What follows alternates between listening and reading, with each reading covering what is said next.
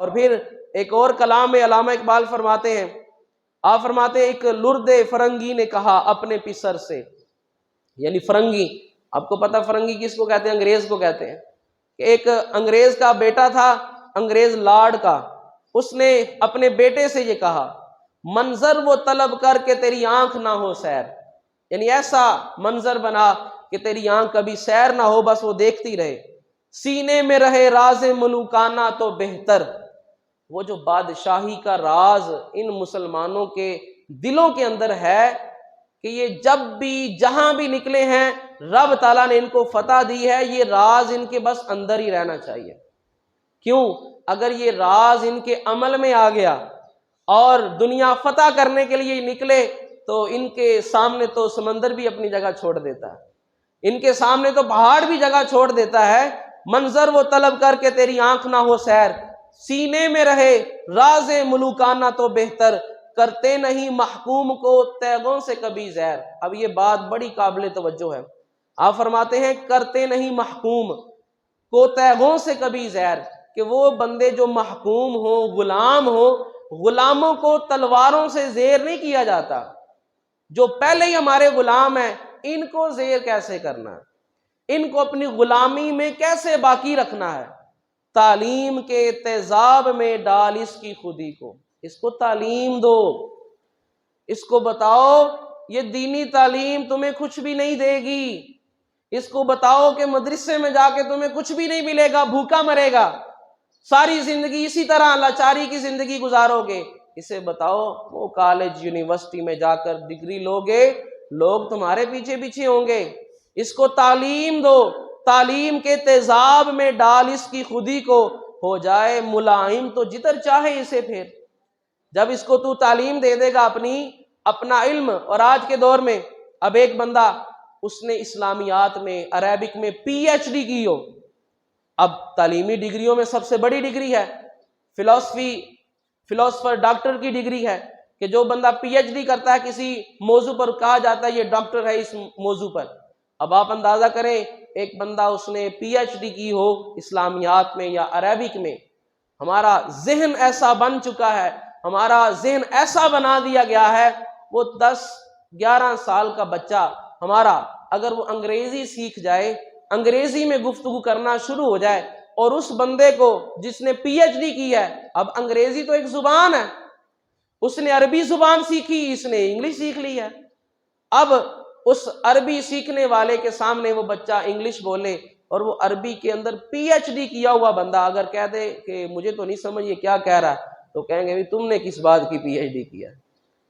یعنی ہمارا ذہن یہ بنا دیا گیا، انگلش جس کو آتی ہوگی پڑھا لکھا وہی ہے، جس کو انگلش کا پتہ ہے وہ پڑھا لکھا ہے، جس کو انگلش نہیں آتی اس کو اگرچہ دنیا جہاں کی کتابیں اس نے پڑھی ہوں، سارے علوم اس کو آتے ہوں، لیکن انگلش نہیں بول سکتا، ہم سمجھتے ہیں یہ بیچارہ ہے ہی جاہل۔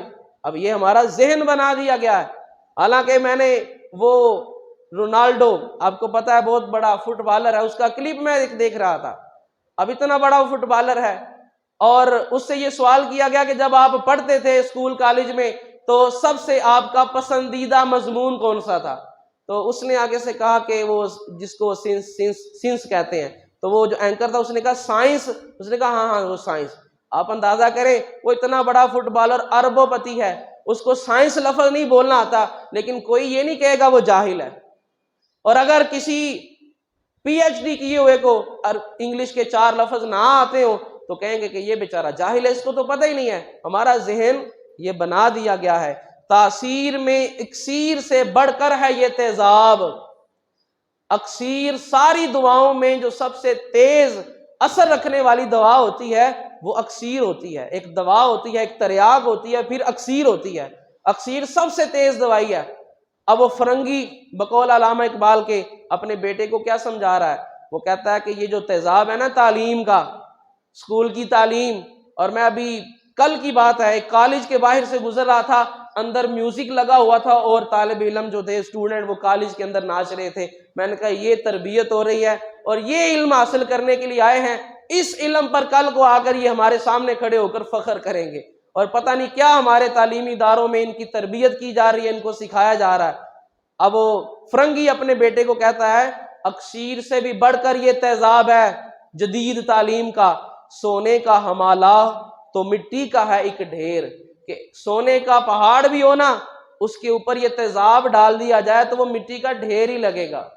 عالم دین ہے، بڑا علم ہے اس کے پاس، آج اسکول کا وہ 5-6 کلاسیں پڑھا ہوا بھی کہہ دیتا ہے یہ مولوی تو ہے ہی جاہل۔ وہ جس کے پاس دین کا علم ہے، جس کے پاس قرآن کا علم ہے، اس کو وہ 2 لفظوں میں کہہ دیتا ہے کہ یہ تو ہے ہی جاہل۔ اب یہ تیزاب ہمارے اوپر چڑھ گیا ہے۔ یہاں پر مخالفت نہیں ہو رہی سائنس کی، یہاں مخالفت نہیں ہو رہی کسی بھی سبجیکٹ کی، یہ تو سارے سبجیکٹ ایسے ہیں جو مسلمانوں نے دیے ہیں دنیا کو۔ پڑھے فادر آف کیمسٹری کون ہے؟ مجھے بتائے کوئی طالب علم کھڑا ہو کے جس نے 9th کی کیمسٹری پڑھی ہے۔ فادر آف کیمسٹ کس کو کہتے ہیں؟ جابر بن حیان کو کہتے ہیں، امام جعفر صادق کا شاگرد تھا، اس کو کہتے ہیں یہ کیمسٹری کا باپ ہے، اس نے کیمسٹری ایجاد کی ہے۔ آپ تاریخ میں تاریخ کا جو بانی ہے کون ہے؟ ابن خلدون ہے۔ ابھی چند دن پہلے میں پڑھ رہا تھا کہ سب سے پہلے جس نے روبوٹ بنایا، آج دنیا کہہ رہی ہے روبوٹ بھی بنا دیا، فلاں بھی چیز بنا دی، سب سے پہلے جس نے روبوٹ بنایا آج سے 600-700 سال پہلے مسلمان سائنسدان تھا۔ جس نے سب سے پہلے اڑنے کی کوشش کی 1000 سال پہلے وہ مسلمان سائنسدان تھا۔ یہ سب کچھ ہم نے دیا ہے، لیکن یہاں ہمارے ساتھ معاملہ کیا ہوا؟ ایک تو ہمارے ذہنوں میں یہ ڈال دیا گیا جو دینی طبقہ ہے کہ دنیا کے علوم جو ہیں یہ دنیا کے ہی ہیں، دین کو علیحدہ کر دیا، دنیا کو علیحدہ کر دیا۔ اب ہر بندہ جو اعلیٰ حضرت امام احمد رضا خان علیہ رحمت الرحمان کو جانتا ہے، اب جب اعلیٰ حضرت کے علوم بیان کیے جائیں کہ کتنے علوم تھے ان کے پاس، ان میں سائنس نہیں آتی، ان میں ریاضی نہیں آتی، ان میں طب نہیں آتی، وہ پہلے علماء کے پاس ہر شے کا علم ہوتا تھا، سارے علوم کے جامع ہوتے تھے۔ یہ کسی سازش کے تحت ایک تو نصاب الگ الگ کر دیا گیا، کیا جو مدرسے سے پڑھ کے نکلے اس کو کوئی دنیا کا علم ہی نہ رہے، اس کو دنیا کی خبر ہی نہ ہو، اور وہ بھی ہر بندے کو جاہل کہہ دیتا ہے۔ یہ رویہ بھی غلط ہے۔ اور وہ جو کالج یونیورسٹی میں پڑھ کے جس کو 4 فارمولے آ جائیں، وہ دین کے طالب علم کو کہتا ہے کہ یہ جاہل ہے۔ اب ہر بندے کی اپنی ایک فیلڈ ہے۔ اگر یہ سوال کیا جاتا ہے بتائیں کون سا مدرسہ جس نے ڈاکٹر پیدا کیا ہے، تو پھر میں بھی سوال کرتا ہوں وہ کون سی میڈیکل یونیورسٹی ہے جس نے انجینئر بنایا؟ میڈیکل کالج میں، میڈیکل یونیورسٹی میں ڈاکٹر ہی بنتے ہیں، انجینئر تو نہیں بنتے۔ اور جہاں انجینئرنگ پڑھائی جاتی ہے وہاں پر ڈاکٹر تو نہیں کوئی بنتا۔ جس طرح ہر چیز کی ایک فیلڈ ہوتی ہے، ہر چیز کا ایک علیحدہ رستہ ہوتا ہے، اسی طرح علم دین کا بھی ایک علیحدہ فیلڈ ہے، اپنا رستہ ہے۔ اگر کوئی بندہ عالم دین ہے، ہاں اس سے یہ سوال کرے کہ تم نے اگر دین پڑھا ہے تمہیں یہ مسئلہ کیوں نہیں آتا؟